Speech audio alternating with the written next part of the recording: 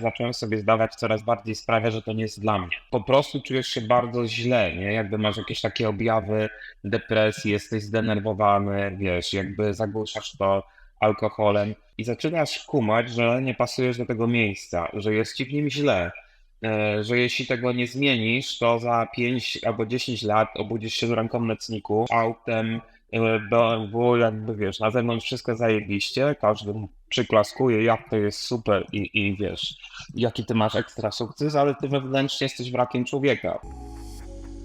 I ostatnim etapem jest budżetowanie. To jest jakby taka kolejna cegiełka, która dodaje kolejny poziom abstrakcji. Nie ty mówisz, czy wydajemy na to pieniądze, czy nie, tylko dane lidery mamy co miesiąc raportowanie i spotkania, ile się wydało, czy poniżej, czy powyżej forecastu. I trochę sam prowadzi taką firmę w firmie, kolejny game changer. Czyli delegowanie, cele, analityka i budżetowanie. 4 rzeczy. Miałem handlowca, który był Amerykaninem, wiesz, jeszcze ten akcent i wszystko. Gość był takim typowym wilkiem z Wall Street. Jak nie krzyknąłeś parę razy fakt, to nie było zrobione.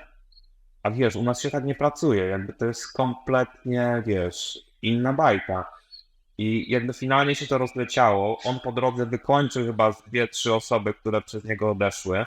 Przekonałem się, że wiesz, jeżeli ta kultura nie gra, to nie będzie w ogóle działać. Gwiazdorzy, czy jakby wybitni specjaliści, którzy nie potrafią pracować w zespole. Zarządzanie taką osobą zajmuje ci bardzo dużo czasu, no to powinieneś tę osobę zwolnić. Jestem Szymon Darowski, a to podcast, w którym rozmawiam intymnie o strategiach. Mam nadzieję, że ta treść cię nie zmieni, a nawet jeśli, nie pozwól, by zmieniła kogoś jeszcze.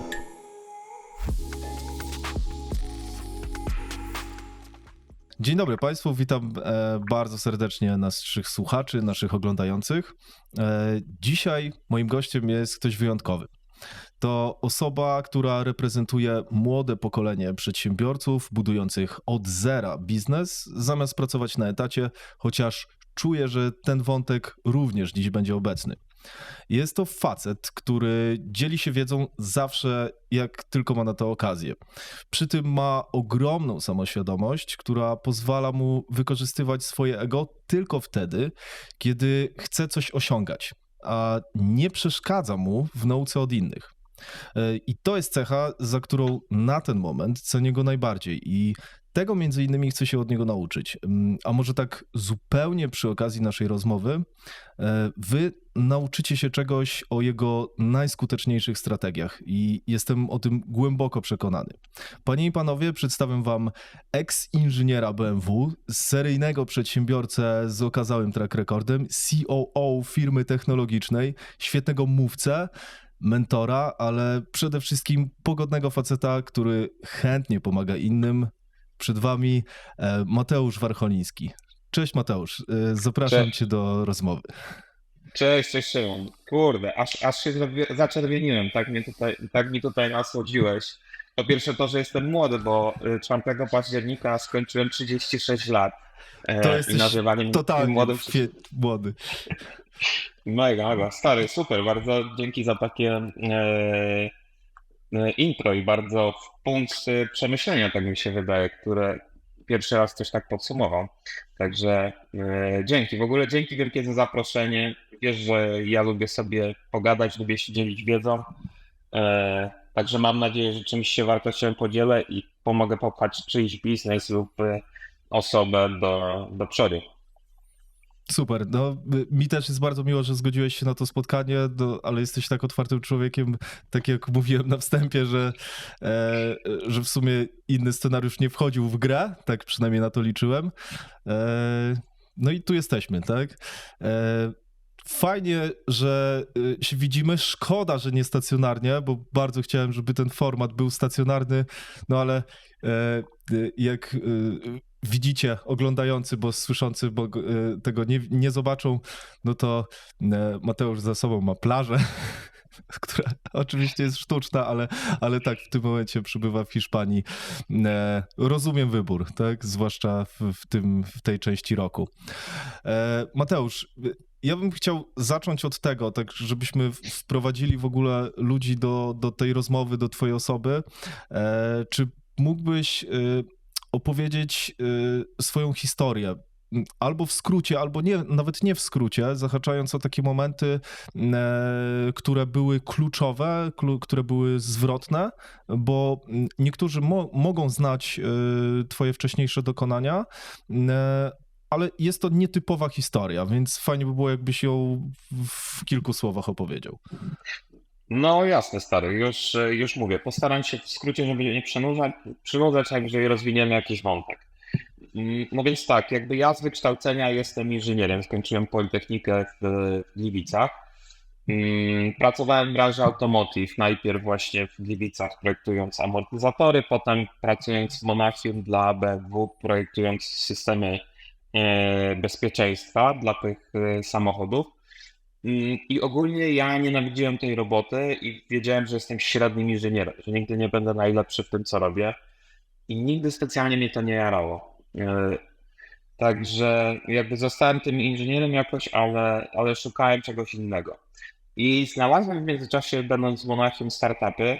Bardzo mi się ten świat podobał, ze względu na to, że ja zawsze chciałem być zawodowym muzykiem, ale jakby nie wiązało się to specjalnie z pieniędzmi, także chyba to był dla mnie jakiś taki problem psychiczny.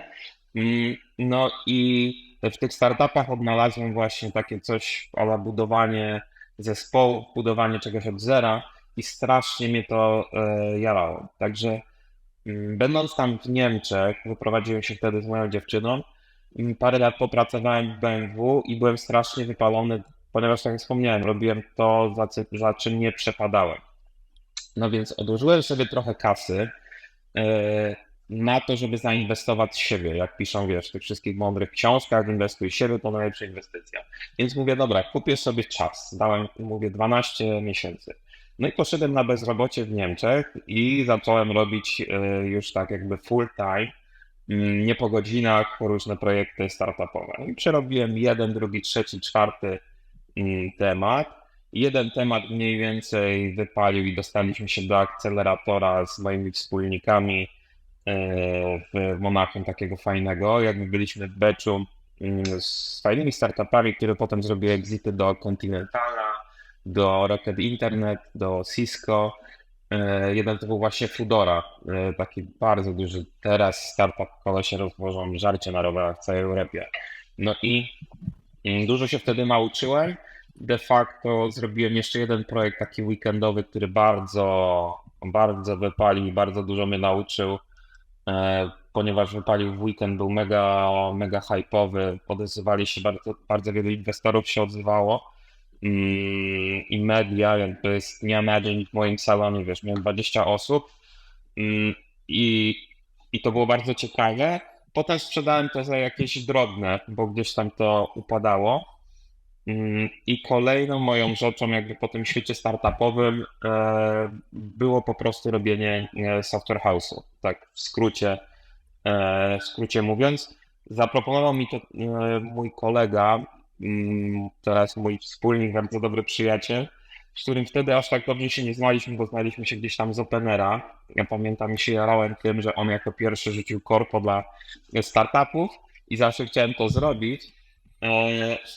I on prowadził ten software house, wtedy chyba był to 3-osobowa firma w roku 2016 i zdecydowaliśmy się, że pociśniemy to razem. Ja wezmę jakby temat skalowania, marketingu, sprzedaży, rozkręcenia tego pod kątem biznesowym, a on był świetny w budowaniu produktów i jakby w współpracy z ludźmi i zarządzaniu ludźmi, tak można powiedzieć.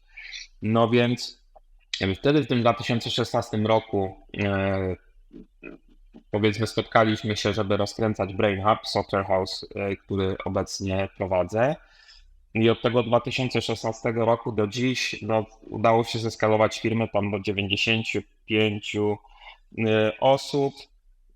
Pracujemy z klientami z całego świata, jakby przez te wszystkie lata mieliśmy jednego klienta z Polski, a tak ten cały czas była to zagranica, bo chcemy taką tworzyć firmę międzynarodową, powiedzmy.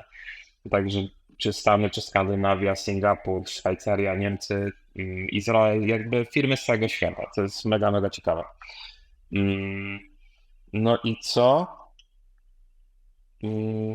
I to tak pokrótce mojej historii, ale może Szymon coś pominąłem albo coś chcesz, jakbym mi powiedział, bo nie chcę przynudzać, nie powiedział Jasne, opowiadać za dużo dobra. o sobie. To znaczy, ta historia nie jest nudna, ona jest nudna dla ciebie, bo pewnie ją powtarzasz już któryś raz, ale ogólnie to jest mega historia i chciałbym wrócić właśnie do początków, bo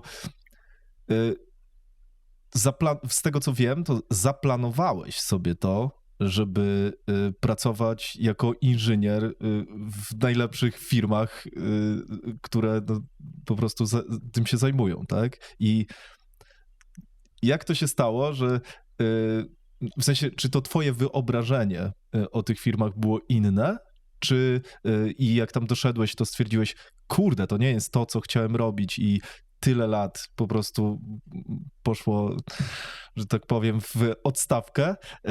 Czy może nie, czy to też cię mega dużo nauczyło? Co w tych firmach? No stary, no są ludzie, którzy no powiem kolokwialnie, zabiliby za taką robotę, tak? A ty nagle dostajesz się do takiej roboty i mówisz, nie, zacznę robić startupy. Startupy może zacząć robić prawdopodobnie każdy. Oczywiście z różnymi sukcesami, większość z nich upadnie, ale co takiego tak naprawdę się stało? Bo mówisz, że nie byłeś dopasowany. Jak to się stało, tak? No wiesz co, to bardzo dobre pytanie. Jakby wydaje mi się, że to wynika z tego, że tak jak wspomniałeś, jakby podczas tego, jak zacząłem poznawać to środowisko, jak to funkcjonuje, kto tam pracuje, jak tam pracuje, zacząłem sobie zdawać coraz bardziej sprawę, że to nie jest dla mnie. I jakby jak to w wielu przypadkach wygląda, tym bardziej będąc młodym człowiekiem, to po prostu czujesz się bardzo źle, nie? Jakby masz jakieś takie objawy depresji, jesteś zdenerwowany, wiesz, jakby zagłuszasz to alkoholem, jakby nie wiesz o co chodzi, nie? I jakby z czasem to po prostu jest proces, który trwa. I zaczynasz kumać, że nie pasujesz do tego miejsca, że jest ci w nim źle, że jeśli tego nie zmienisz, to za 5 albo 10 lat obudzisz się z ręką na cniku, z rodziną, kredytem, wiesz, autem, BMW, jakby wiesz, na zewnątrz wszystko zajebiście, każdy przyklaskuje, jak to jest super i wiesz, jaki ty masz ekstra sukces, ale ty wewnętrznie jesteś wrakiem człowieka. Ja tam wiele takich osób spotkałem sfrustrowanych, po których było widać, że wiesz, są agresywni, nie chcą wracać do domu, mają jakieś takie swoje frustracje i zauważyłem, że ja nie chcę być tym człowiekiem, wiesz, za parę lat. Oczywiście niektórzy się bardzo w tym spełniali i byli bardzo dobrzy, ale dla mnie to było straszne środowisko, mało kreatywne, ubijające pomysły, bardzo dużo polityki, wyścigi szczurów, takich płytkich relacji, takiego traktowania z góry i to jakby nie mówię dlatego, że ja byłem Polakiem, a ktoś nie, bo ja bardzo dobrze znam niemiecki, jakby pracowałem po niemiecku i to nie był problem, ale w ogóle się w tym, wiesz, środowisku nie odnajdywałem.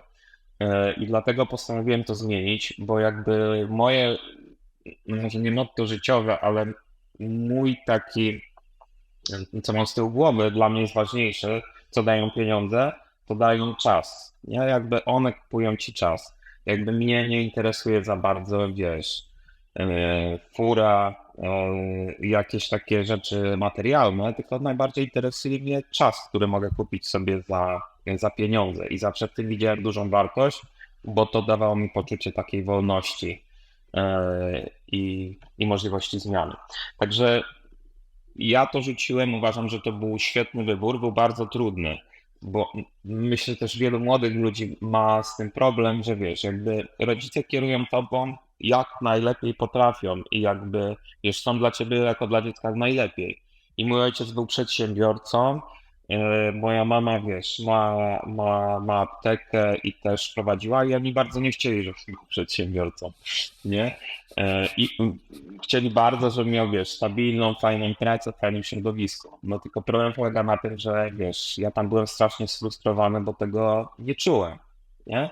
I jakby też wybrałem ten kierunek, jakby, wiesz, gdzieś tam rodzice mnie kalibrowali w tą stronę i w to poszedłem, ale zauważyłem, że to nie jest to. I wydaje mi się, że to jest ważne, żeby żyć w zgodzie z sobą i robić takie skręty w życiu. Tym bardziej, wiesz, wcześniej jak jest się młodszym, gdzie się ma małe zobowiązania i po prostu inwestować tą kasę w siebie, nie? Także ja po prostu tak zrobiłem. I parę razy mi się, wiesz, nie udało po drodze, ale finalnie gdzieś tam się udało przez tą ciężką pracę. Super, czyli rozumiem, że polityka, tak jak mówisz, taki trochę brak wpływu, tak? Pewnie na stanowisko.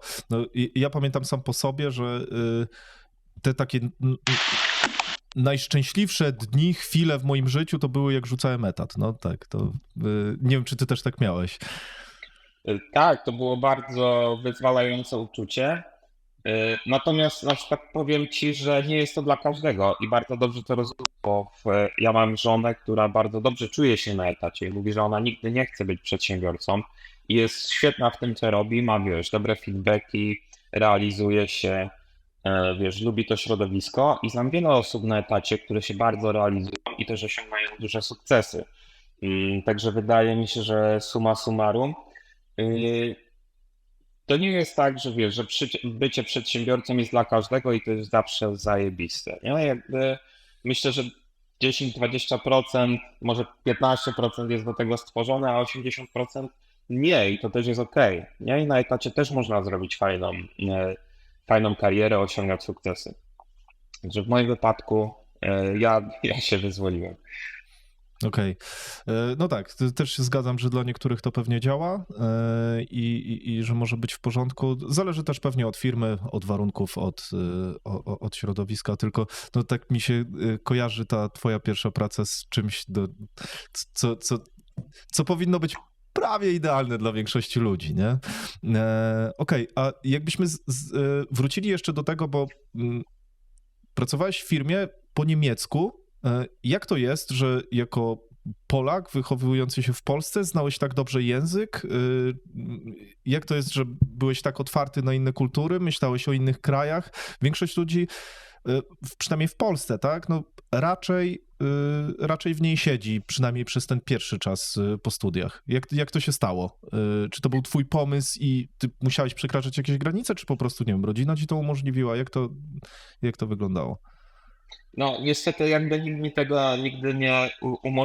tego nie umożliwił. Na pewno jakby co było fajne, no to rodzice dali mi to, zainwestowali gdzieś tam w rozwój językowy.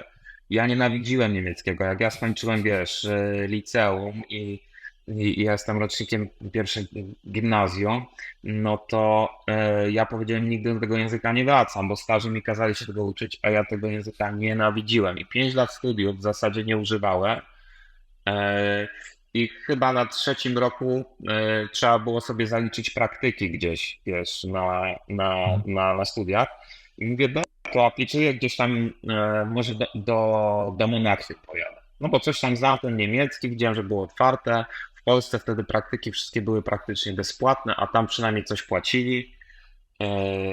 I mówię, no będzie fajna przygoda. No i wiesz, i jakby jakimś cudem się tam dostałem, poaplikowałem do kilku firm. No i dostałem się do takiej firmy, która produkowała silniki lotnicze dla tam Airbusa, dla tych wojskowych samolotów. No i znalazłem sobie, wiesz, chatę taką jakby współdzieloną na pokoje z jakimiś Niemcami. I to mnie mega nauczyło tak języka, wiesz, gadania, takiej otwartości. Ja zawsze lubiłem takie wyzwania i takie podróże. I to bardzo dobrze nauczyło mnie mówić i rozmawiać. A potem po studiach, jak zdecydowałem wyjechać, to dla mnie to był taki trochę naturalny kierunek. W sensie moja żona, jak mi powiedziała, fajnie było gdzieś pomieszkać w jakimś europejskim mieście. No a tam byłoby mi najłatwiej dostać robotę. Poza tym moim marzeniem była praca dla BMW. Nie, tak myślałem, że to jest jakby to jest to marzenie, żeby się tam dostać i to będzie, wiesz, no, że to będzie to. Mhm. Nie wiem, czy odpowiedziałem na twoje pytanie, bo się trochę Tak, zakręciłem. jakby. odpowiedziałeś jak najbardziej. No, chodziło o to, jak się w ogóle tam znalazłeś, tak? No, ten staż jest rzeczywiście odpowiedzią i fajnie, że wyszedłeś jakby do przodu, tak jak mówisz, w porównaniu do bezpłatnego stażu w Polsce, no to rzeczywiście staż w Monachium w firmie, która projektuje silniki odrzutowe, to jest w ogóle kosmos, tak? Dla przeciętnego człowieka no, w takim wieku. Okej, mówiłeś, że twoi rodzice też byli przedsiębiorcami i chciałbym trochę podrążyć ten temat, bo wiem, że na przykład dla mnie i też wiem z rozmów z ludźmi, z którymi rozmawiam, co chcieliby usłyszeć rzeczywiście w tym podcaście, że jeden z ciekawszych tematów to jest ten moment takiego kliknięcia w firmie, tak? Twoi rodzice prawdopodobnie nie bez powodu wrzucali cię na tą, nie chcę tu nic zakładać, ale no zakładam, że ale wiele przedsiębiorców ma coś takiego, że prowadzi firmę, zatrudnia, nie wiem, 5-10 osób, przez praktycznie większość miesiąca pracuje na to, żeby wypłacić im pensję, wypłaca im te pensje, coś tam może zostaje, chcieliby dopalić sprzedaż, marketing, żeby było więcej zleceń, żeby pracownicy zarabiali więcej kasy, żeby mogli kogoś dotrudnić, żeby oni zaczęli w końcu zarabiać i to jest taka nieustanna pogoń za tym, żeby to w końcu zaczęło się skalować, żeby zaczęło się opłacać, żeby rosło, żeby w końcu to życie przedsiębiorcy było takie, jak wszyscy myślą, że jest, tak? I ten moment z tego czasu, w którym no, robi się ten biznes, ale tak naprawdę jest się niewolnikiem tego biznesu, do momentu, w którym możesz wziąć oddech i możesz pomyśleć sobie, okej, mam czas w ogóle pomyśleć operacyjnie, mam czas w ogóle pomyśleć nad strategią, mam czas pójść na basen, tak? Jak to się dzieje, że da się biznes przetransformować z tego niewolniczego trybu na ten tryb, w którym on zaczyna sprawiać przyjemność? No bo to się musi stać, no albo człowiek się przepali też jako biznesmen. No jasne. Słuchaj, no to jest trochę tak. Mogę ci powiedzieć na przykładzie Brain Huba, jak to u nas wyglądało. Do około 50 paru osób de facto każdy kluczowy dział był na mnie i na wspólniku. Nie? Jakby sprzedaż, marketing, gdzieś tam jakieś operacje, szumnie nazywana strategia, ale to było dużo gaszenia pożarów i wiesz, idziemy do przodu. To gdzieś tam było na mnie, a mój wspólnik bardziej finanse, ludzie, dowożenie projektów, tego typu rzeczy i to było na nas. I jakby od tych 50 paru osób zaczęliśmy się skalować i my chcieliśmy budować organizację, czyli jakby jak zaczęliśmy mieć pieniądze i ta firma jakby sensownie zarabiała, to chcieliśmy to reinwestować, zatrudniać dobre osoby, które pomogą nam rozbudować tę firmę dalej i zadbać o te działy lepiej niż my. Jakby będą miały więcej czasu, bardziej się tym zaopiekują, będzie to lepiej zrobione.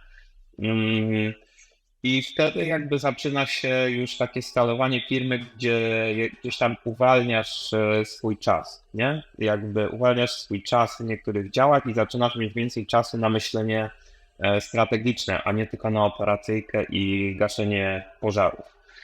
No i wtedy gdzieś tam to następuje i ta tranzycja jest bardzo trudna. Ja uważam, że wiesz, te pierwsze 3 lata firmy to takie do 50 do 60 osób.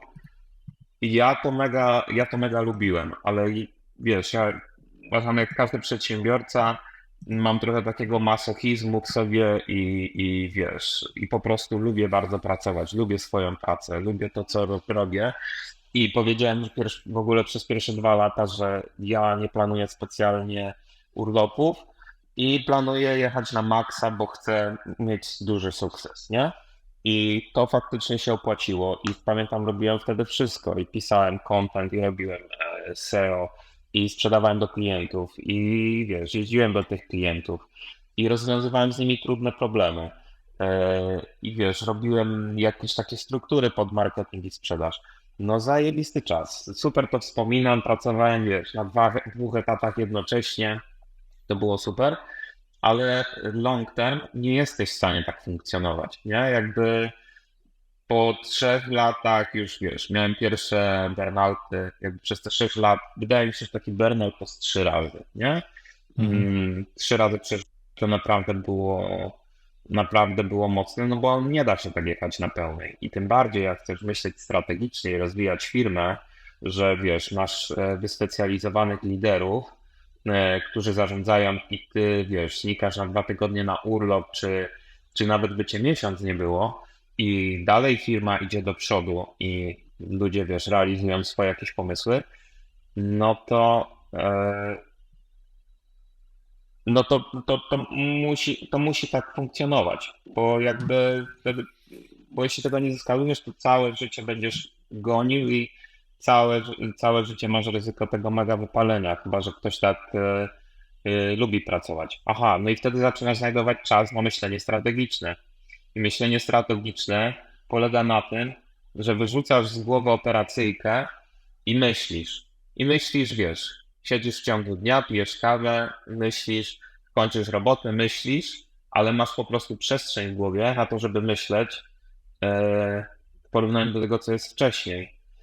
I ta praca nie jest taka, że ty pracujesz 8 godzin dziennie i wiesz, coś tam wyklikujesz czy coś, ale też dużo czytasz, dużo się interesujesz, poza pracą też spotykasz się z ludźmi, szukasz inspiracji i raz na przykład na tydzień, 2 czy 3 coś wymyślisz takiego, co pcha firmę do przodu, ale po prostu musisz mieć miejsce na to, żeby to zrobić.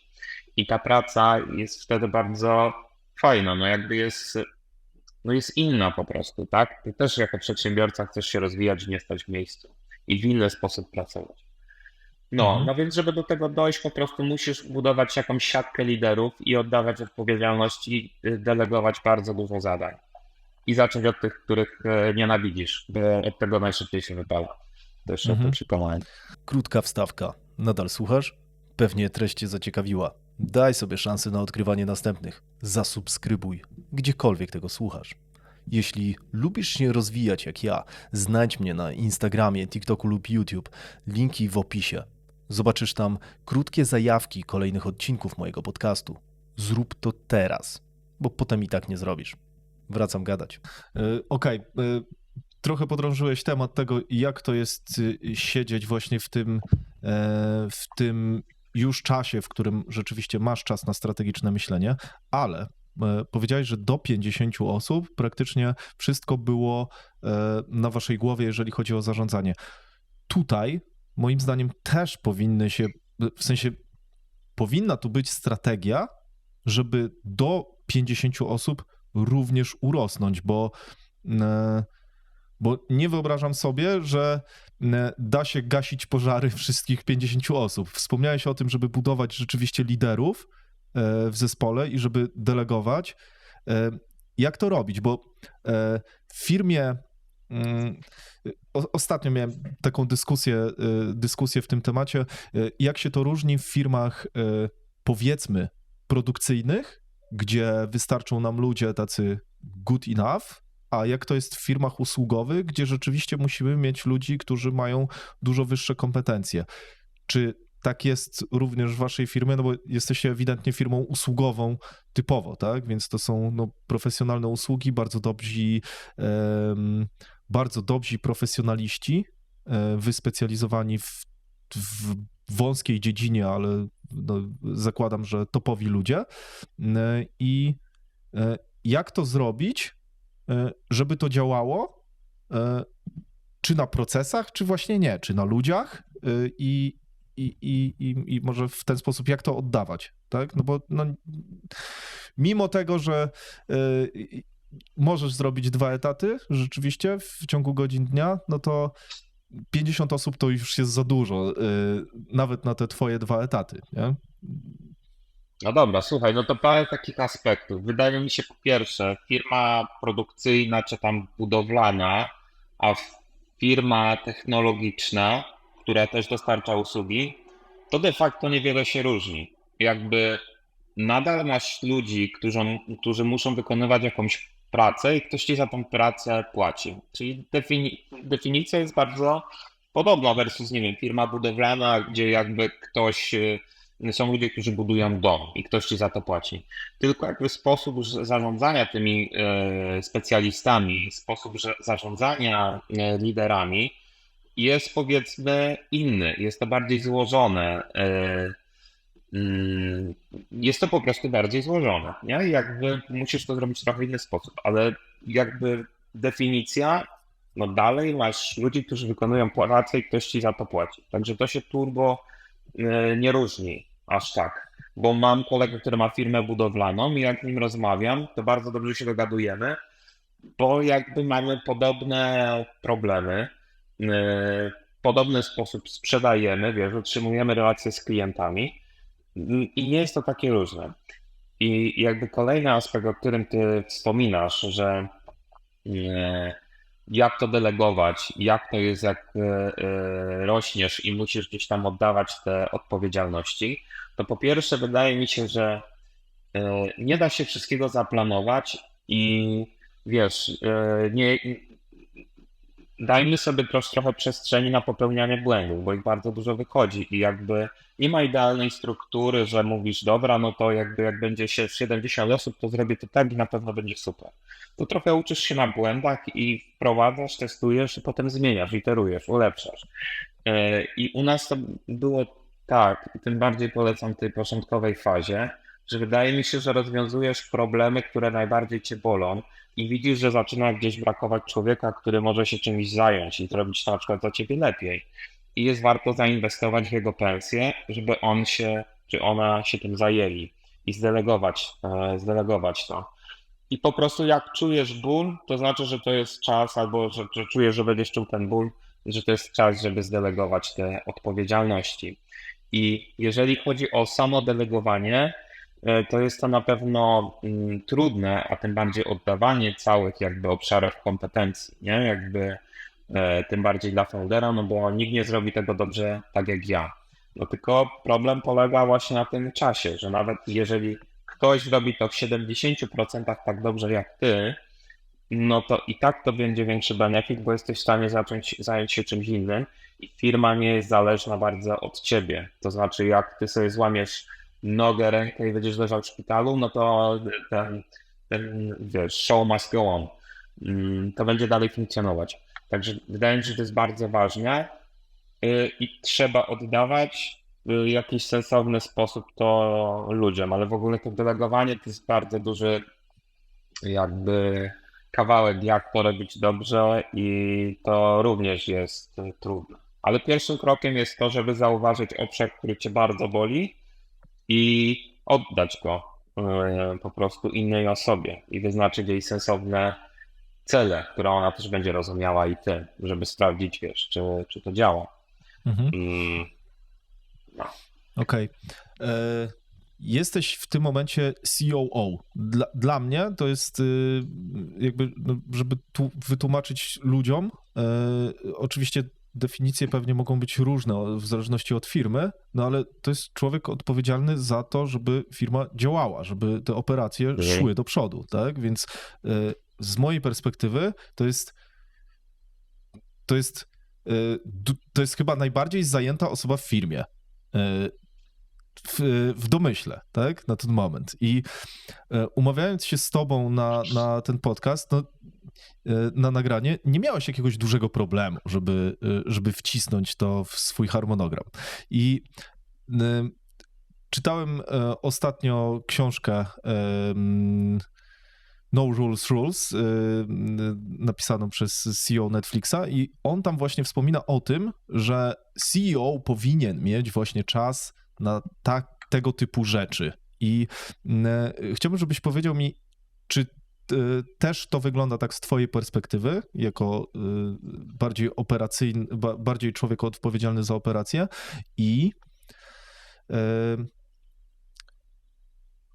jak wygląda twoja praca rzeczywiście na co dzień. Chciałbym, żebyś trochę te mity rozwiał, tak?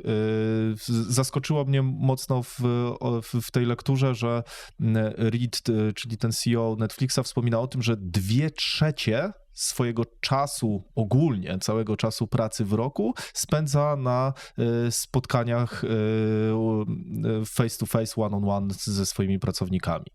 I jakbyś mógł rozwinąć ten temat? No dobra, słuchaj, to parę aspektów. Ogólnie ja jestem słaby w te tytuły. Nie bardzo to zmieniam na LinkedInie Okej. i tak dalej. Ja bardziej jestem co-founder, entrepreneur, nie? Jakby przedsiębiorca. I ja jakby tego nie czuję. Kiedyś jak byłem młodszy, to zawsze chciałem być CEO, ale po czasie zauważyłem, że w roli CEO to raczej nie ja. Nie, jakby ja do tego nie pasuję, nie do końca się chyba ta robota w ten sposób nie podoba.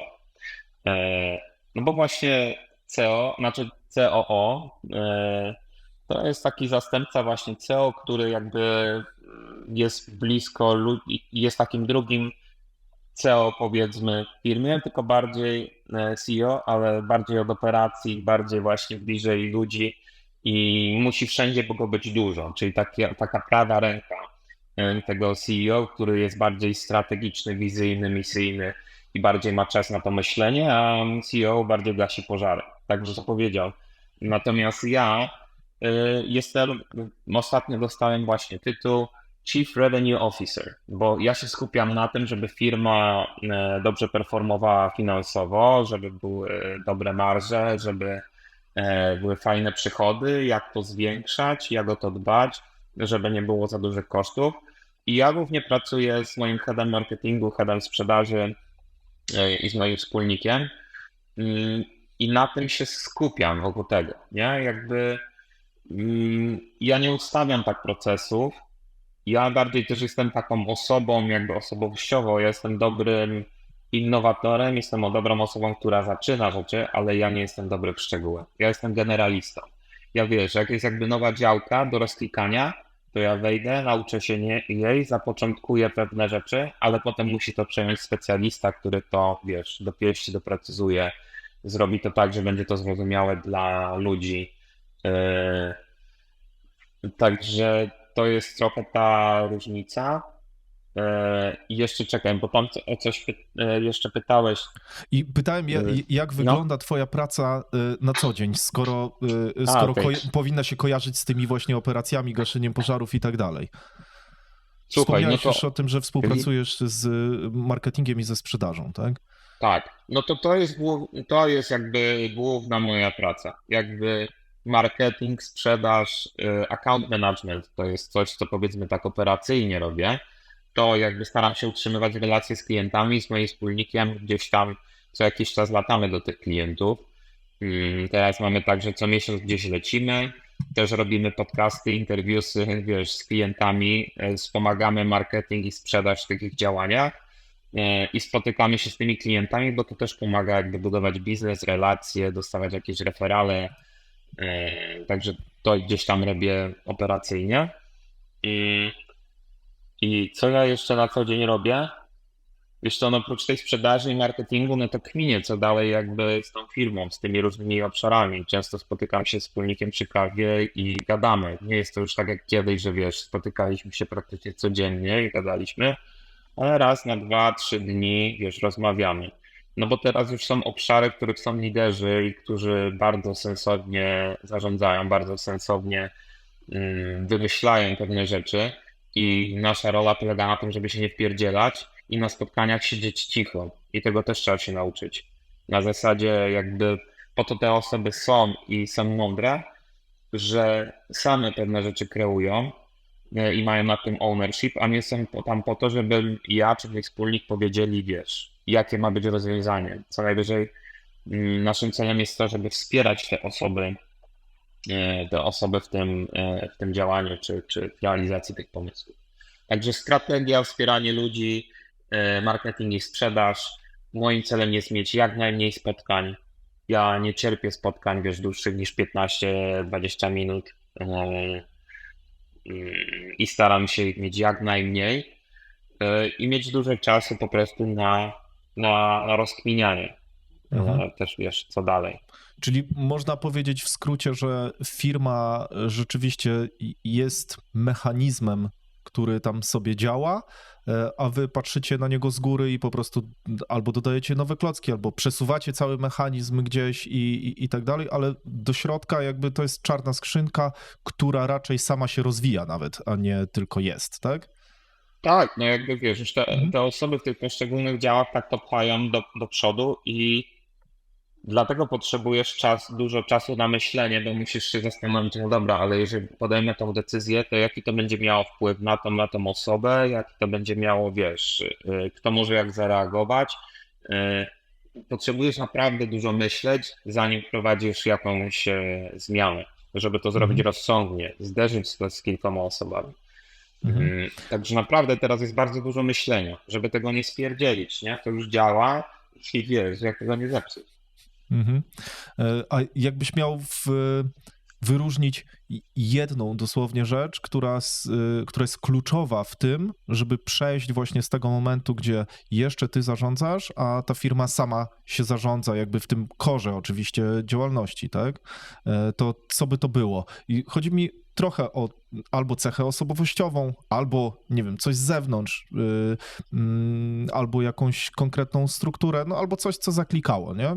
Jakby, czy jesteś w stanie coś takiego Co spowodowało, że mamy tyle czasu na to myślenie strategiczne, tak? I działanie w taki sposób. Że już wy nie jesteście, że już wy nie działacie operacyjnie. Jasne, że jest to proces, tak? Że to było oddawanie ludziom i tak dalej, ale jakbyś miał wybrać tylko jedną rzecz, tak? Którą rzeczywiście, na której powiedziałbyś ludziom jako mentor, żeby się skupili. Słuchaj, no to wszystko zależy od etapu. Moim zdaniem we wczesnym etapie zacząłbym od nauki delegowania rzeczy i oddawania odpowiedzialności. Potem, wiesz, kolejnym etapem jest to, że masz liderów i już jakby w pełni oddajesz działki.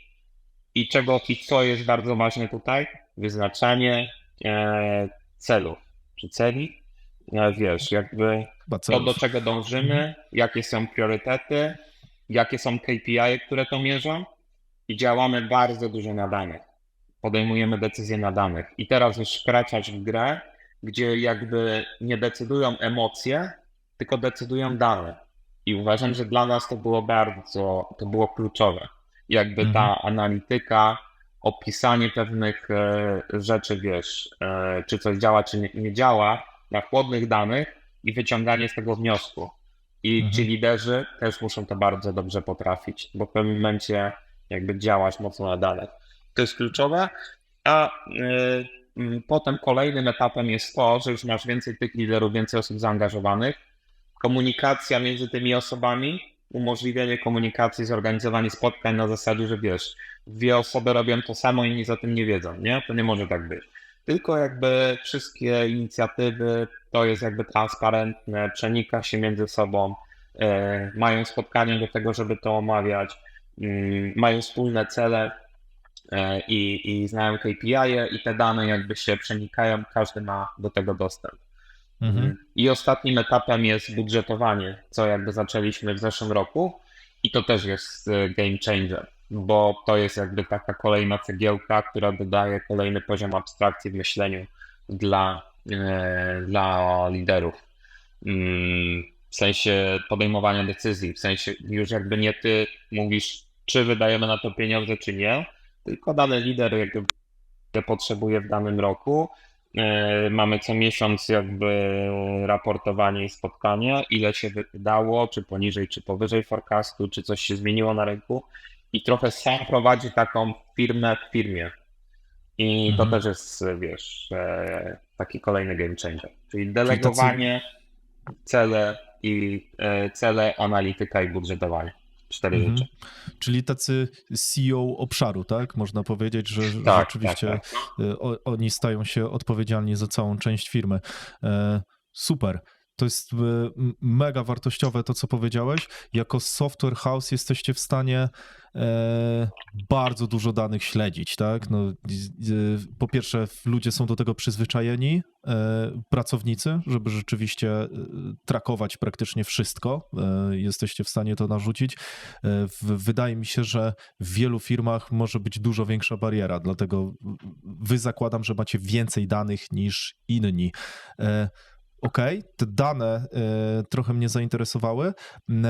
Czy przyspieszyłbyś na przykład transformację w zbieraniu liczby danych jakichś w swojej firmie, jakbyś teraz się cofnął w czasie?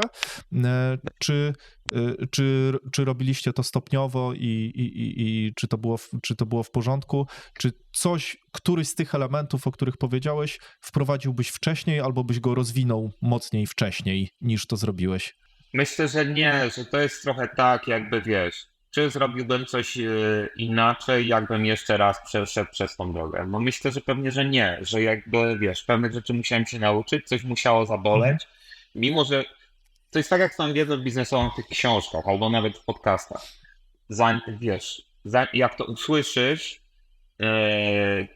ktoś mówi ci jakąś taką mądrą myśl, jak żyć albo jak robić, to czasem zajmuje ci 2 lata, żeby to skumać, o co chodziło, bo znajdujesz się w tym środowisku, gdzie de facto jakby jest to potrzebne, ta wiedza jest aplikowana i de facto jakby kumasz to dopiero post factum.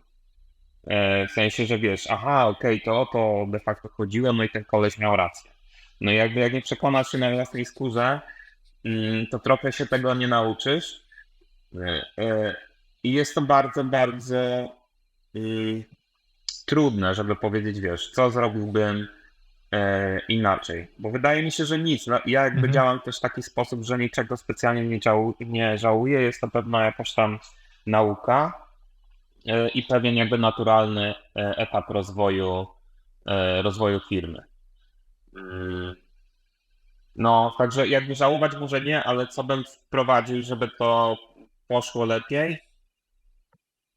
Może wcześniej zacząłbym więcej reinwestować w firmę, więcej reinwestować w super liderów, szukanie tych super liderów i zatrudnianie, że może wtedy szybciej by to poszło, zrobilibyśmy lepiej, popełnilibyśmy moje błędów, ale nie wiem, no bo jakby też możesz złego lidera zatrudnić i Tak. wiesz, i mieć faka. Okej, a właśnie jak podchodzicie do zatrudnienia, jeżeli chodzi o ludzi? Bo wiem, że niektórzy dopasowują mocniej ludzi osobowościowo, charakterologicznie pasujących bardziej do kultury firmy. Jakie w ogóle jest twoje spojrzenie właśnie na tego typu aspekty? Czy technicznie, no rozumiem, że ze względu na branżę musi znać dany język programowania i musi mieć pewne doświadczenie, to jest oczywiste, ale czy zdarzyło wam się na przykład odrzucić kandydata, który jest super, jeden z best of the best na rynku w danym języku, ale wiedzieliście, że on nie pasuje do waszej kultury? Tak, zdarzyło nam się odrzucić. Wiesz co, no, ja nauczyłem się tego, że jeżeli kultura się nie zgadza, to nie będzie działać. Nie? Jakby miałem handlowca, który był Amerykaninem i mówię, to będzie game changer. Nie? Rozmowa z klientami, umie nawijać makaron na uszy jak nikt inny, wiesz, jeszcze ten akcent i wszystko. Ale gość był takim typowym wilkiem z Wall Street. Takim gościem, że wiesz, jak nie krzyknąłeś parę razy fakt, to nie było zrobione. A wiesz, u nas się tak nie pracuje, jakby to jest kompletnie, wiesz, inna bajka. I jakby finalnie się to rozleciało. On po drodze wykończył chyba 2-3 osoby, które przez niego odeszły. I jakby przekonałem się, że wiesz, jeżeli ta kultura nie gra, to nie będzie w ogóle działać. No to tak samo jest jak, wiesz, z jakimiś takimi gwiazdorami. Ja to nazywam, mówi się gwiazdorzy, czy jakby wybitni specjaliści, którzy nie potrafią pracować w zespole. Jeżeli nie potrafią pracować w zespole i jakby zarządzanie taką osobą zajmuje ci bardzo dużo czasu, no to powinieneś tę osobę zwolnić. To często jest osoba toksyczna, która ma wpływ na morale całej firmy. Także uważam, że kultura to jest numer 1, kompetencje da się podciągnąć. ale kultury nie. Nie da Mhm. się tego za bardzo zmienić. Okej, a powiedz mi, jak pracujecie nad kulturą w waszej firmie? Wiem, że są firmy, które bardzo duży nacisk kładą na tą część, mają nawet ustrukturyzowaną pracę nad kulturą, co dla niektórych mniejszych firm może się wydawać dziwne,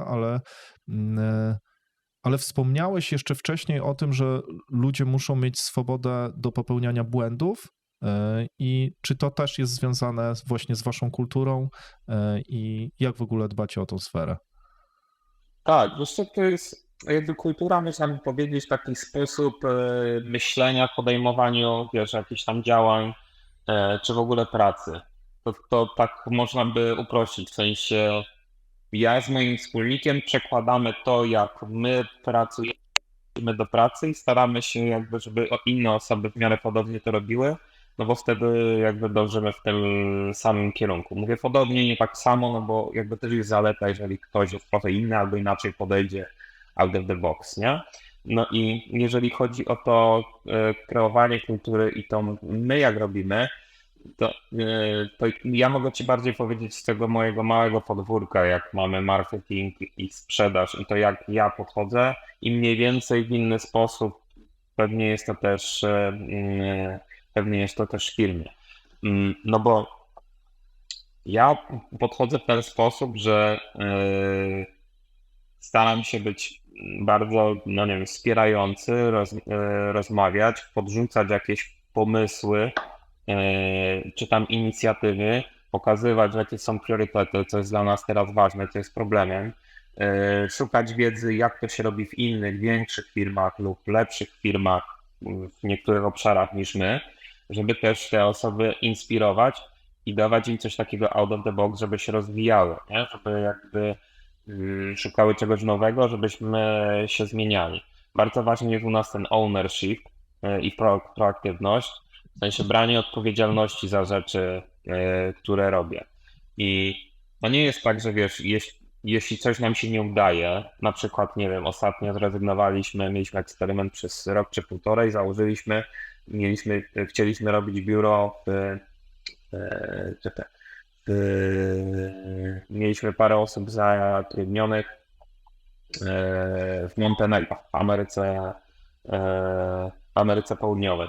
No i wiesz, ten eksperyment się nie udał, ale mieliśmy to wszystko rozpisane na danych, daliśmy sobie czas, powiedzieliśmy sobie, OK, próbujemy. No i potem wyciągnęliśmy wnioski, czemu to się nie udało, ale to nie było tak, że ktoś dostał po głowie, bo to jakby turbo spierdzielił, nie? To była jakaś rzecz, na którą się umawiamy i że to może się gdzieś tam nie udać. Są pewne rzeczy, które muszą być realizowane, bo inaczej firma się wykrzaczy, ale jeżeli masz mądre, odpowiedzialne osoby z tym ownershipem i proaktywnością, to one wiedzą, że to jest ważne i dbają o to, wiesz, najlepiej jak potrafią i po prostu nie można im przeszkadzać. Trzeba mieć też zrozumienie, że na przykład, nie wiem, jesteśmy w fazie recesji, tak? No i pewnych rzeczy nie przeskoczysz, że możesz szukać nowych pomysłów na, nie wiem, generowanie leadów, na zmianę podejścia, ale wiesz, ta osoba, nie wiem, od marketingu nie jest cudotwórcą, żeby nagle czarować tyle samo leadów, co było w czasie prosperity. I też musisz mieć takie zrozumienie i taki, nie wiem, stoicyzm w sobie, prowadząc tą firmę. Mhm. Okej. Wspominałeś o tym, że że wprowadziliście do firmy coś takiego jak budżetowanie działów. Trochę mi to zaczyna brzmieć jak podwaliny korpo, ale no, tak rzeczywiście chyba się zarządza firmą, że w pewnym momencie jest dobrze to wprowadzić. Wasza firma ma klientów, tak jak wspominałeś, na całym świecie. Zresztą sam to ostatnio przeskanowałem i rzeczywiście to jest mega international przedsięwzięcie. I czy zarządzanie czymś takim się różni? Bo ludzi macie w większości w Polsce, tak? Z tego, co przynajmniej mi się wydaje. I mówisz, że zakładaliście przepraszam, że tyle wątków połączę razem, ale to wszystko się trochę wiąże i mówisz, że już eksperymentowaliście właśnie z biurem w Stanach, w Ameryce Południowej, no. tak? I jak to jest dalej, nie? Z tą ekspansją, z tą międzynarodowością, jak się tym zarządza? Czy to się nie różni? No bo rzeczywiście wszystko jest zdalnie i dzisiaj już tak naprawdę to nie ma znaczenia, zwłaszcza w firmie technologicznej typu Software House. Dobra, po pierwsze sprostuję, bo powiedziałem Montenegro, a Montenegro przecież to jest Czarna Góra. Chciałem powiedzieć Montevideo w Urugwaju. O to mi chodziło. Jeżeli chodzi o zarządzanie, czy to się różni tu, czy za granicą? Takie jest twoje pytanie, tak? To znaczy, czy to się różni w momencie, w którym masz wszystkich w Polsce i polskich klientów, to jest oczywiste, że to jest jeden standard. Wy macie Tak. większość ludzi w Polsce. Ty w Polsce nie siedzisz, ale no w czasach zdalnych to chyba nie przeszkadza, ale macie klientów rozsianych na całym świecie. I jak tym się zarządza? Bo jak wygląda sprzedaż rzeczywiście takich rzeczy? Jestem ciekawy, jak po prostu wygląda ta struktura, nie wiem, rozmowy z klientami, znajdowania tych klientów, zarządzania tymi projektami, no bo nie wiem, no wyobrażam sobie, że czasem trzeba być na miejscu, tak? Mówisz, że latacie też do swoich klientów. Dużo łatwiej się tak nawiązuje relacje, sprzedaje. No mówię, no COVID trochę przyspieszył rzeczywiście tą transformację, ale czy jest różnica z twojej perspektywy? Dobra, no to parę aspektów. No to tak, po pierwsze na pewno jest o wiele łatwiej, jak jesteś blisko klienta lub pracujesz z klientem w tym samym biurze. Nie? To jakby jest, to nie można się z tym nie zgodzić. Po prostu tak jest. Dlatego na przykład firmy, które są blisko klientów, lokalni, nie wiem, w Londynie, w Stanach i tak dalej, mają też wyższe stawki, często dwa razy wyższe stawki, bo klient po prostu płaci za to, żeby być blisko i żeby pracować razem i jest to lokalna, jakby, wiesz, lokalny dostawca, który dobrze zna kulturę, jest też z tego samego kraju, rozmawia, wiesz, w tym samym języku jakby native i na pewno za to, wiesz, inaczej się płaci.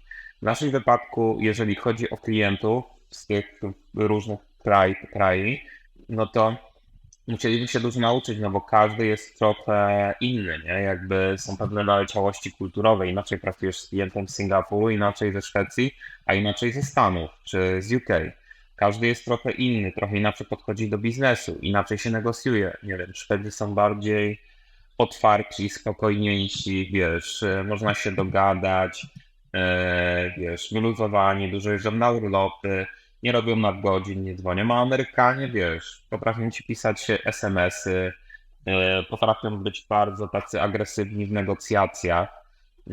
Jest to pewne takie podejście, wiesz, kulturowe, nawet wiesz, w Stanach jest inny klient na Florydzie, inny jest w Kalifornii, a inny, wiesz, gdzieś w Teksasie ma inne podejście, no bo nie wiem, tu jest jakby ładna pogoda, większy luz, a tam jest większe ciśnienie, więcej inwestorów, to znaczy to jest naprawdę bardzo różne i trzeba się gdzieś tam dopasowywać do tych osób. Jeżeli chodzi o same zespoły, no u nas jakby te zespoły głównie są w Polsce, mieliśmy tam przygodę z tym Montevideo, ale finalnie z tego zrezygnowaliśmy i uważam, że kluczowe jest, jeżeli otwierasz biuro w innej lokalizacji, to że jest tam taka osoba, która jest takim wodzirejem, która pokazuje też kulturę, która integruje te osoby, która jakby, wiesz, przewodzi tej inicjatywie, w sensie tej twojej chwili. Z tego jest bardzo to trudne, żeby, wiesz, to fajnie działało. Turbo trudne. Lepiej jest chyba wtedy budować, wiesz, na bardziej rozproszonych strukturach, gdzieś tam na takich freelancerach, niż mówić, że okej, tutaj się skupiamy, tu budujemy biuro i wiesz, i tutaj to rozwijamy. No i tak, no i to jest z tych kilka aspektów, ale na pewno wszystko, co łączy te osoby, jeśli chodzi od strony klienckiej, mimo że kultura jest różna, dalej celem tych osób jest realizacja projektów IT, które wszędzie się robi bardzo podobnie na świecie, nie? Jakby wszędzie są te same frameworki, te same podejścia i jakby musisz sobie wyznaczyć tą idealną customer personę, która dla nas jest po prostu osobą, która nie robi to pierwszy raz, robiła już więcej tych projektów, najczęściej sparzyła się na przykład na jakichś takich low-costowych krajach, z którymi pracowała i wie, że po prostu jakość jest ważna i za to się płaci i robi jakościowe produkty, a nie, wiesz, nie jest jakimś studentem, który robi swoją pierwszą VP i wiesz, takie dopasowanie do tego klienta jest bardzo istotne i wbrew pozorom wszędzie na całym świecie można znaleźć w każdym kraju takie osoby z tej, wiesz, będące tą idealną customer personą, która trochę się różni, wiesz, kulturowo, ale de facto, jeśli chodzi o takie fundamenty tego, jak robić ten projekt, zgadzamy się tutaj, wiesz, w 100%. I moment biznesu jest podobny. I chyba, nie wiem, popraw mnie, jeśli się mylę, chyba jest łatwiej polskim firmom, bo polskie firmy słyną chyba z jakości w tej branży IT. Tak, wiesz co, to jakby się mega rozwinęło. Ja mam bardzo dobre zdanie, bo jak ja byłem w Niemczech przez te parę lat i tam budowałem startupy i poznałem inżynierów, wiesz, z Niemiec i znałem polskich inżynierów. I to było w roku 2012-2014, chyba jakoś tak. Widziałem, jak w Polsce się rozwijają też te startupy i podejście do budowania tych rzeczy, to ja byłem pod wrażeniem, uważam, że mamy, wiesz, najlepszych inżynierów, jeden z najlepszych inżynierów na świecie, nie? Jakby taki niemiecki inżynier, który umie kombinować, wiesz, dopasować się, wymyśleć coś, jest naprawdę dobry, jeśli chodzi o rozwiązywanie problemów, jest naprawdę unikalny. W Polsce takich osób jest o wiele więcej, jakby naprawdę jest u nas bardzo dużo talentu i ten sposób, wiesz, kombinowania, czyli takiego nietypowego sposobu na rozwiązywanie problemów jest unikatowy. Także ja uważam, że tu, wiesz, to są najlepsi ludzie. Nie powinniśmy mieć pewnie kompleksów pod tym względem. W ogóle. Powiedziałeś jakiś czas temu w jednym z wywiadów, że wolisz małe zespoły niż takie opasłe firmy. Jak to się ma do twojej obecnej firmy? To może małe pytanie, ale zresztą odpowiesz, jak będziesz chciał. I dlaczego małe zespoły? Mówiłeś o tym, że są firmy na świecie i startupy, które w dosłownie kilka osób mogą być ogromną organizacją wycenianą na ogromne pieniądze. I powiedz mi, dlaczego wolisz takie środowisko i jak stworzyć takie środowisko, które jest skuteczne, a małe? Ja lubię pracę, wiesz, w chaosie, w małym środowisku i też trochę sobie takie wykreowałem teraz w firmie, bo jakby ja współpracuję z niewielką ilością osób, nie? Jakby mam możliwość ściągania jakby ciekawych pomysłów i innowacji z zewnątrz, czyli mogę kombinować i, wiesz, eksperymentować, a z drugiej strony pracuję naprawdę, wiesz, z headem marketingu, headem sprzedaży, to są dla mnie kluczowe osoby, z którymi kombinuję i wymyślam. I to jest trochę takie małe środowisko. A wydaje mi się, że jakby w tym dużym środowisku, jakby w całej organizacji, świetnie odnajduje się CEO, czyli jakby mój wspólnik. I on jakby jest w stanie patrzeć na całość i na co dzień współpracować z tą całością, a ja współpracuję z małą częścią, ale patrzę na całość z zewnątrz, nie współpracuję na co dzień, czyli daję inną perspektywę. I jakby przez to, że mamy dwie różne perspektywy, to też jest ciekawe zbicie jakby, wiesz, tego podejścia, bo się często radzimy siebie, wiesz, jak pewne rzeczy zrobić, albo czy ten pomysł jest dobry, czy nie i dlaczego jest dobry albo zły. No, nie wiem, czy to odpowiada na twoje pytanie, Tak. ale... Już rozumiem, o co ci chodziło, kiedy mówiłeś, że czujesz, że trochę się nie nadajesz na CEO, tak? Tak. I to jest to miejsce.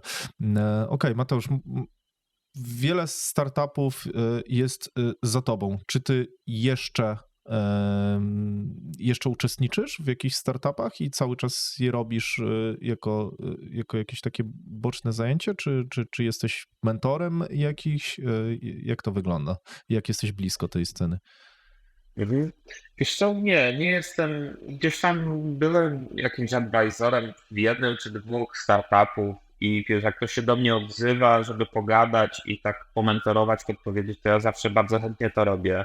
To wynika z tego, że wiesz, jak ja zaczynałem, to nikt mnie nie chciał zatrudnić w żadnym startupie i musiałem sobie sam zrobić i wiesz, i nauczyć się wszystkiego i nikt nie chciał się ze mną zwalniać, także gdzieś tam chcę oddawać to do community. Jeżeli chodzi o takie aktywne tworzenie czegoś na boku, to tego nie robię, bo wierzę w fokus jakby na jednym przedsięwzięciu. Lubię właśnie takie rzeczy, tak jak my się spotkaliśmy. Są jakieś takie kampy, gdzie lubię się dzielić wiedzą albo dawać jakieś prezentacje. To daje mi dużą taką satysfakcję, że daję tą wiedzę do community.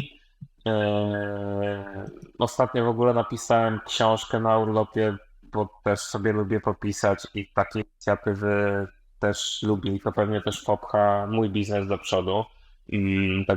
Także tam dużo takich winów, ale to jest jakby mała powiedzmy inicjatywa.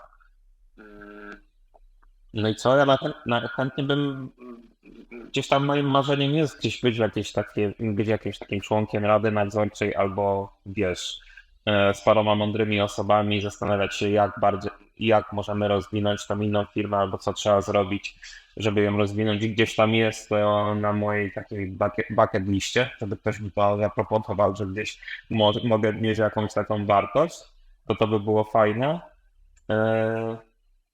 Ale wiesz co, na razie nie mam ciśnienia, żeby robić jakiś kolejny startup. Myślę, że jeszcze coś zrobię w życiu i że to nie jest, wiesz, moje ostatnie słowo, bo lubię robić nowe rzeczy, ale teraz nie mam takiego ciśnienia, bo gdzieś tam, wiesz, na boku się realizuję tu, gdzie jest. W sensie realizuję się tu, gdzie jestem, nie?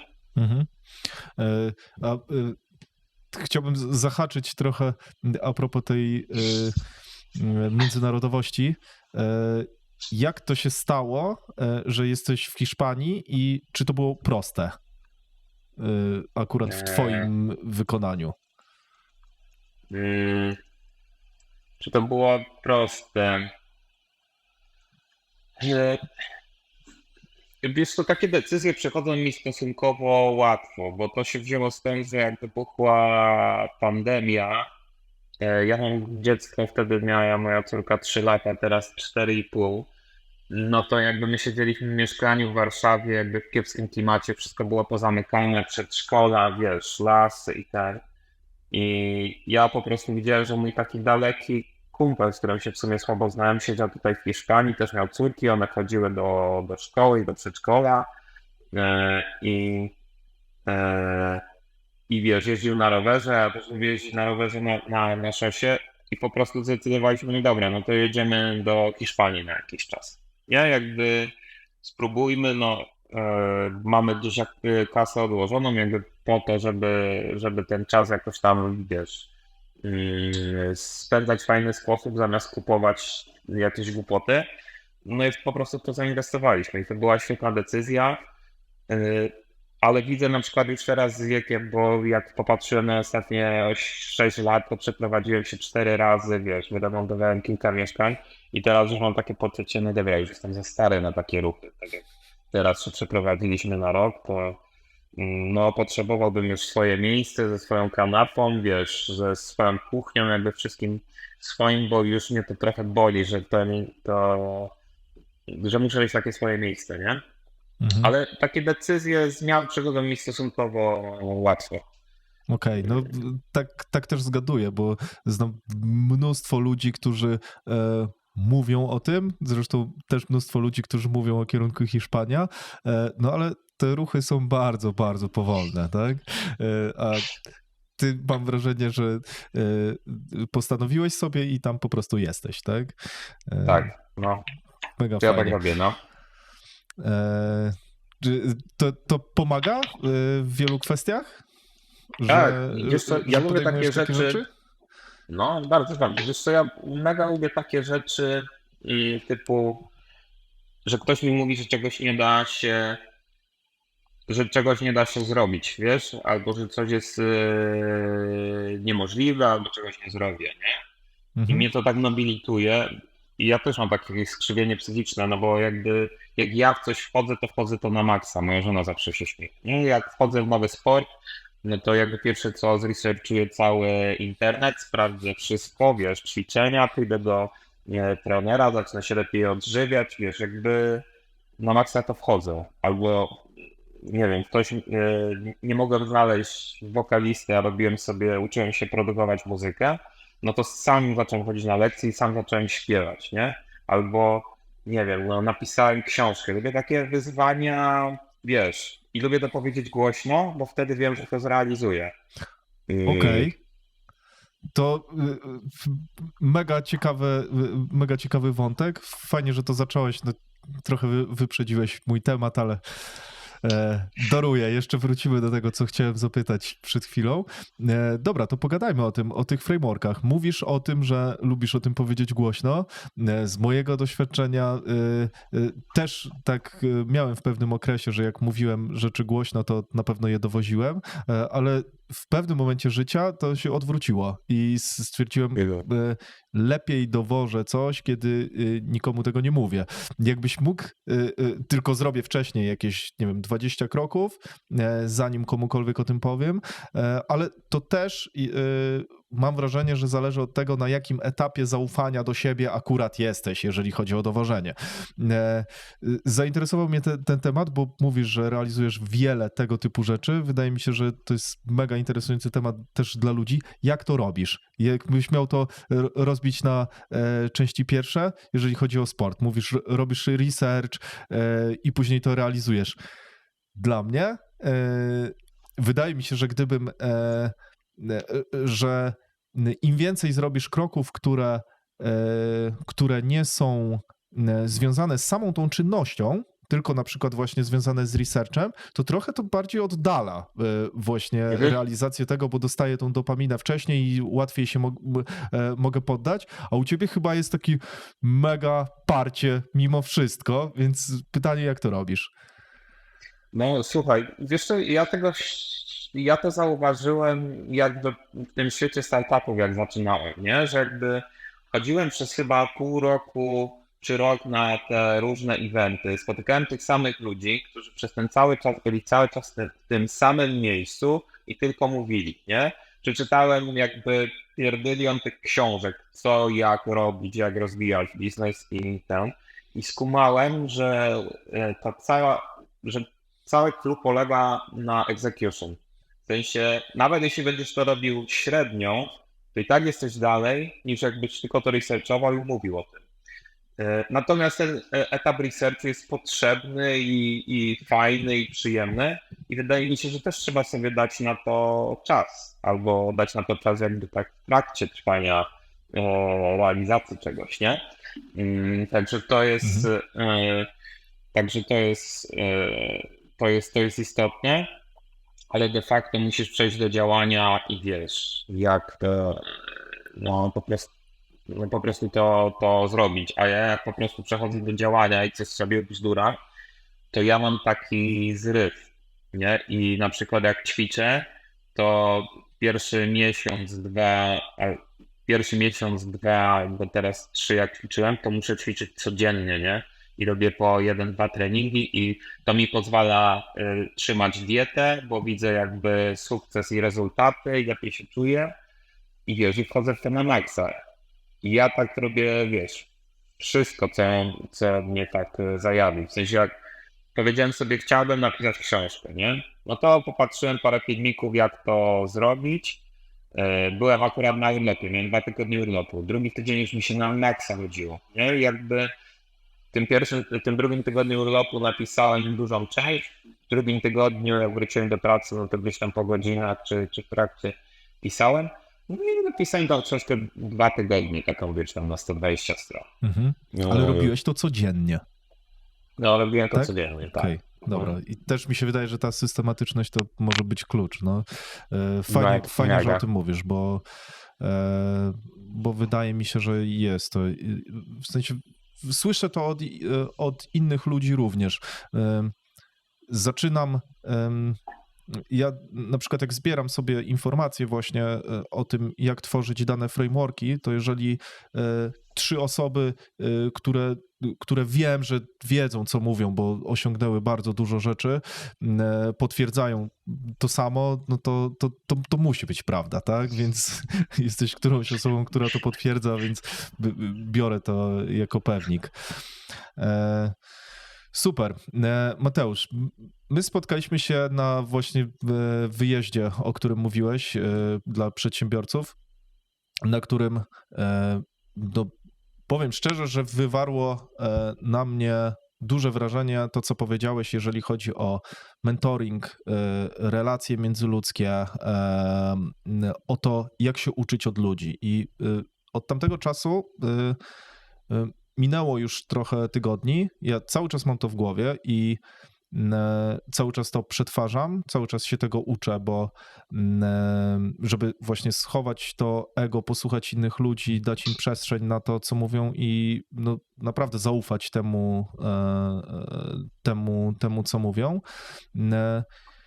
I powiedziałeś coś takiego, że bardzo szybko starasz się znaleźć ludzi, którzy są toksyczni w twoim otoczeniu i ich od siebie odciąć.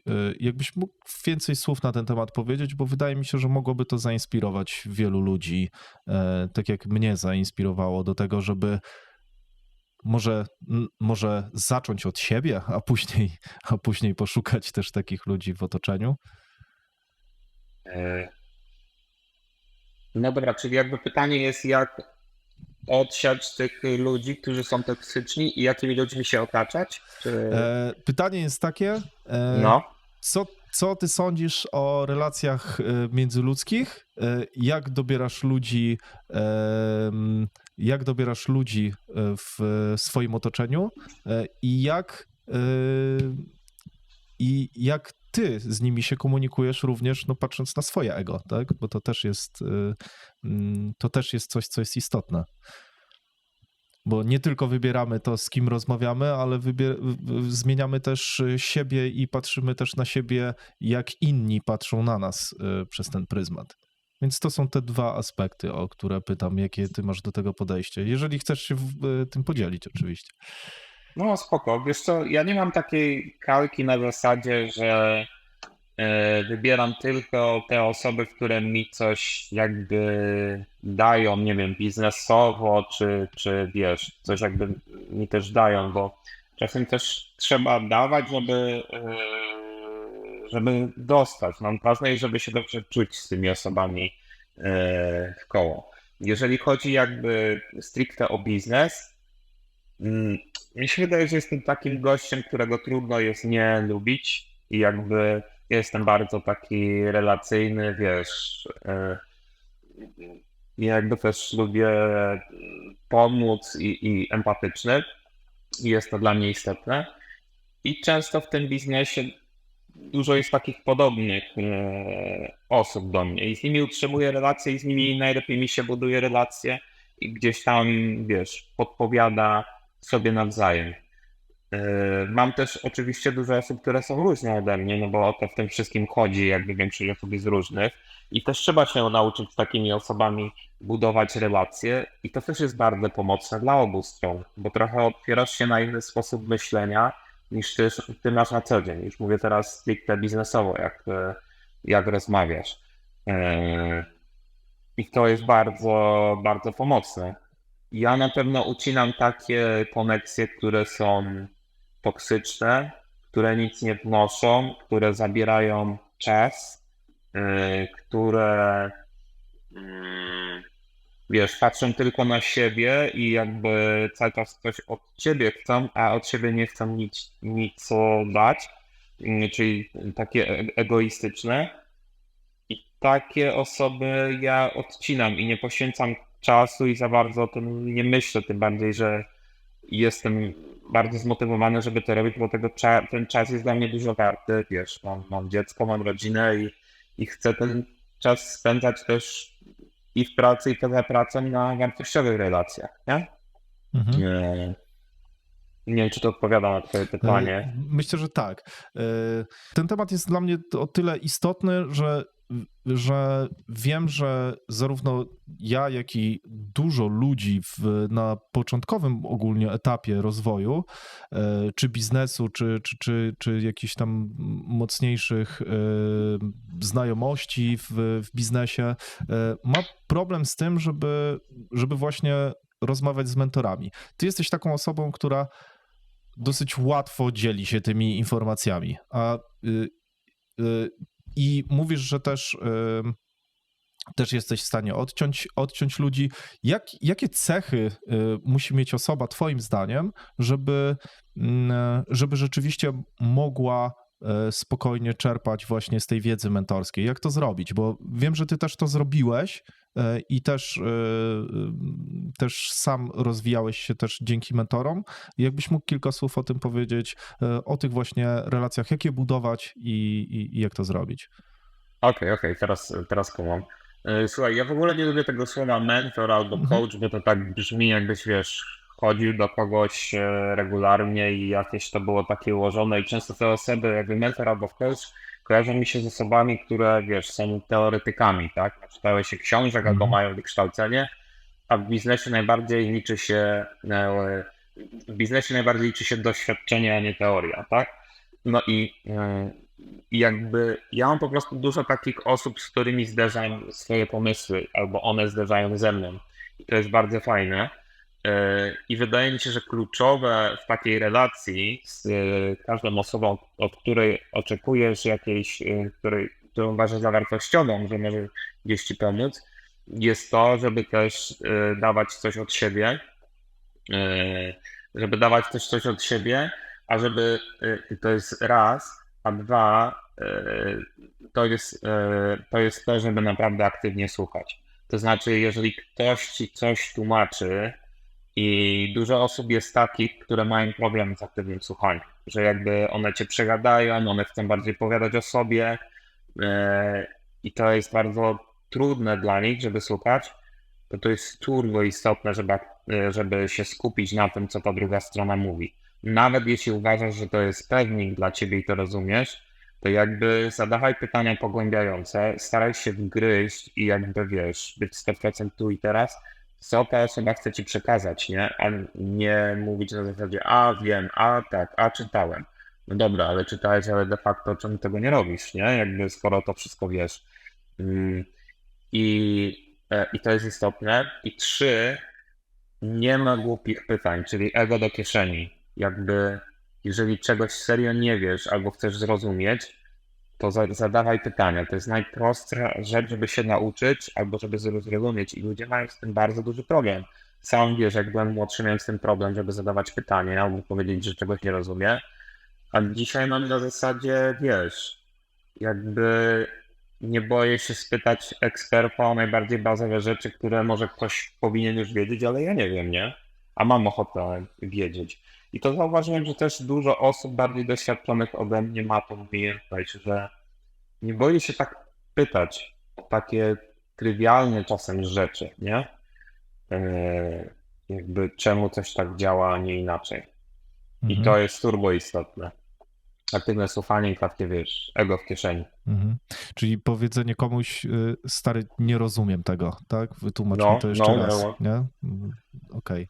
Czyli to jest istotne. No, wyobrażam sobie, że taka osoba, która zaczyna w biznesie i chciałaby, żeby coś tam jej zaklikało, chciałaby się czegoś nauczyć, no nie za bardzo de facto może coś oddać takiemu mentorowi, nie? Więc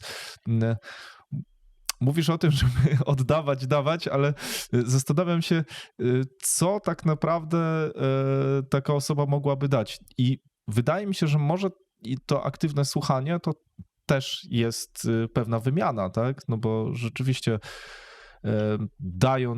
ucząc kogoś, też lepiej my się uczymy, tak? Utrwalamy sobie pewne rzeczy, tak? No to ja ci powiem, co może dać. Okay. Nawet jak nie masz doświadczenia i startujesz z kimś zupełnie innego kalibru, to na pewno co możesz dać, to atencję. Jakby zanim się z tą osobą spotkasz i jakby będziesz chciał się spotkać nawet na wirtualnym kawę, no to pokaż, że zrobiłeś research, interesujesz się czymś, co ta osoba zrobiła i jakby wejść w jakieś takie szczegóły, to znaczy, że faktycznie pokaż, że chcesz z tą osobą porozmawiać, a nie na zasadzie powiesz, ej, jesteś fajny, bo po prostu jesteś, bo coś tam, tylko jakby, wiesz, dojść do jakichś szczegółów, czyli pokazać jakieś zainteresowanie. Przedsiębiorcy mają jeszcze zajebiste to, że lubią opowiadać o swoich biznesach, nie? Tak, to jest super. Lubią być takimi, wiesz, lubią mieć aktywnych słuchaczy, że to jakby jest takie budujące, że to jest, wiesz, turbo przyjemne, łakcze to twoje ego, no bo jak każdy przedsiębiorca jednak jakieś to ego musi mieć, nie? Także można coś takiego po prostu dawać, atencję i zainteresowanie. Mhm. Tak, myślę, że to jest super myśl. No, mam nadzieję, że właśnie głównie z tego powodu łatwiej będzie mi zapraszać niektórych ludzi do rozmowy, bo tak, bo ludzie lubią mówić, zapytaj się faceta o jego hobby albo o jego pracę, tak? No to No i się zamknij, tak? No to, tak, to masz postawić kawę, wieczór. albo Tak. obiad, albo wiesz, kupić książkę, no takie Mhm. małe rzeczy, Mhm. to już jest wartość. Super. Mateusz, czy masz jakiś taki framework, który myślisz, że coś, co ty masz głębokie przekonanie, że działa u ciebie, a na przykład powszechne przekonanie jest takie, że to działa albo zupełnie inaczej, albo coś, co kiedyś zrozumiałeś, coś, co zaklikało i powiedziałeś, aha, to wszyscy się mylili, albo to ja się bardzo myliłem i żyłem w błędnym przekonaniu, że to tak wygląda. Czy masz coś takiego, co siedzi ci, co siedziało ci bardzo długo w głowie i to przeramowałeś i pomogło ci trochę zrobić jakiś skok? Wiesz co, no ja myślę, że mnie najbardziej to pomaga, że jak coś robię, to staram się robić na 110-120%. W sensie nawet jak wiesz, zaczynając z takich rzeczy operacyjnych na początku firmy, no wiedziałem, że muszę robić content, nie wiedziałem, że nie potrafię pisać. W ogóle nie jestem tego stworzony, tym bardziej po angielsku. I po prostu pisałem dużo. Pisałem codziennie, pisałem odpowiedzi na quorze, pisałem content na bloga i jakby to pozwalało mi się uczyć. Czyli moim zdaniem to, czego ja się nauczyłem lata temu i co u mnie bardzo działa, to że execution jest ważniejsze od tych umiejętności, które posiadasz w danym momencie. Że te umiejętności się podnoszą z czasem. I to tak trochę jest, że wiesz, no, patrząc na przykład takiego bloga, piszesz ten content, no i zwykle w topie są ostatnie artykuły. No to jak będziesz pisał przez 3 lata, to w tym 3. roku na topie będą te artykuły, które najbardziej są widoczne na górze, a te, które są na dole, no co z tego, że są kiepskie, no to mniej osób je odczyta, to czym się zajmować. Także moim zdaniem najważniejsze i ja to tak mówię, że ja mam wyjebane, nie? I mówię, że to jest mój klucz do sukcesu, że ja się nie przejmuję tym za bardzo, co wiesz, że wiesz, że haters gonna hate, zawsze. Po prostu siadam, realizuję swoje rzeczy na 110% i wiem, że z czasem te moje umiejętności rosną, tylko nie muszę po prostu to robić. I ja po prostu wchodzę w gruby albo wcale, tak jak mówię ci, z tą książką, z pisaniem, wiesz, bloga, z budowaniem firmy. Nie, teraz uczę się hiszpańskiego. I poszedłem na kurs i wiesz, i dla mnie to jest taka nuda. I ja widzę, że wiesz, rozkminiłem od paru poliglotów, jak się uczą języka i że dla mnie to jest o wiele bardziej skuteczniejsze, że o wiele szybciej się uczę, że wiesz, że tak staram się znaleźć swoją drogę w tym, bo po prostu ja lubię się tak bardzo intensywnie, wiesz, dojechać, jak coś robię.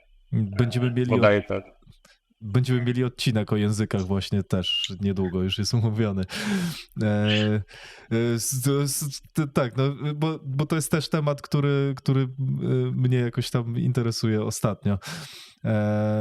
Fajnie. Mega fajną rzecz powiedziałeś.